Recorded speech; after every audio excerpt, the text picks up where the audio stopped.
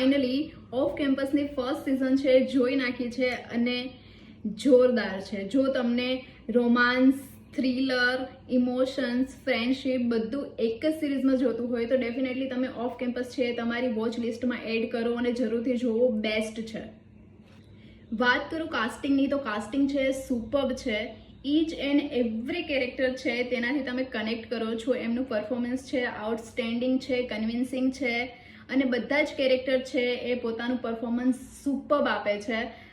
મને personally ગેરેટનું character છે એ ખૂબ જ વધારે ગમ્યું છે, કારણ કે જે રીતે પોતાની પર્સનાલિટીને છે એ રેડ ફ્લેગમાંથી ગ્રીન ફ્લેગમાં ચેન્જ કરે છે after fall in love with Hena, તે મોમેન્ટ જોરદાર છે. વાત કરું મ્યુઝિકની તો મ્યુઝિક છે વેબ સિરીઝની જાન છે. પછી એ બેકગ્રાઉન્ડ મ્યુઝિક હોય કે સોંગ્સ હોય, સુપર્બ.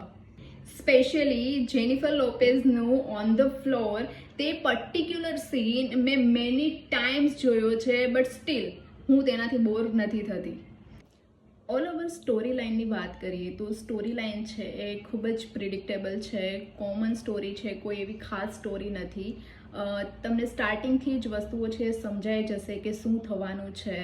બટ મેકર્સે જે રીતે પોર્ટ્રે કરી છે સ્ટોરી અને કેરેક્ટરે જે રીતે પ્લે કર્યું છે તે તમને લાસ્ટ સુધી સિરીઝ સાથે કનેક્ટ કરીને રાખે છે. અને જે રીતે મેકર્સે હોકી ગેમને એઝ અ ગેમ નહીં પરંતુ એઝ અ મીડિયમ બતાવ્યું છે કે હોકી છે ઘણી બધી વસ્તુઓને કનેક્ટ કરે છે, જેમ કે ઇમોશન છે, રિલેશનશિપ છે, ફ્રેન્ડશિપ છે.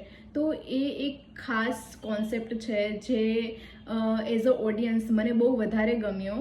સિરીઝના જે મેઇન કેરેક્ટર છે હેના અને ગેરેટ, એ સ્ટાર્ટિંગમાં ફેક રિલેશનશિપમાં આવે છે અને એમને એકચ્યુઅલમાં લવ થઈ જાય છે અને એમની લવ સ્ટોરી છે એ આખી વેબ સિરીઝમાં બતાવવામાં આવી છે. તેમાં એ લોકોના ક્યુટ મોમેન્ટ છે, એમની ફ્રેન્ડશિપ છે, એમના ઇમોશનલ મુમેન્ટ છે, એમના રોમેન્ટિક સીન છે, જે તમને જોઈને મજા આવી જવાની છે. તમે એકવાર જોવાનું સ્ટાર્ટ કરશો તો છેલ્લે સુધી તમે તેનાથી કનેક્ટ રહેવાના છો. હું આ વેબ સિરીઝને 4 આઉટ ઓફ 5 રેટિંગ આપીશ.